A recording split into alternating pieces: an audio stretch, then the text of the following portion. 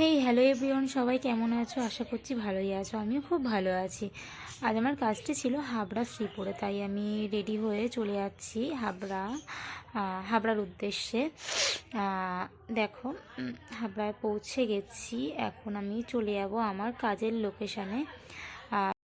টোটোর থেকে নেমে আমি এখন হেঁটে হেঁটে চলে যাচ্ছি আমার কাজের লোকেশানে। যেহেতু আমি এদিকে কোনো গাড়ি পাচ্ছিলাম না, তাই আমার হেঁটে হেঁটেই যেতে হবে।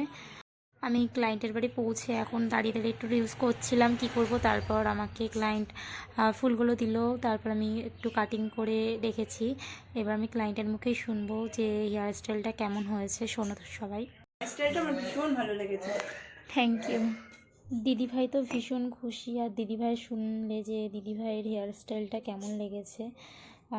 সত্যি দিদিভাই খুব ভালো, দিদিভাইয়ের মা মানে পুরো ফ্যামিলিটাই খুব ভালো। তারপর একটু মিষ্টি খেয়ে নিলাম।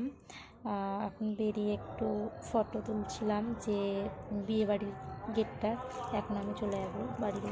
বাই বাই সবাইকে, সবাই ভালো থেকো।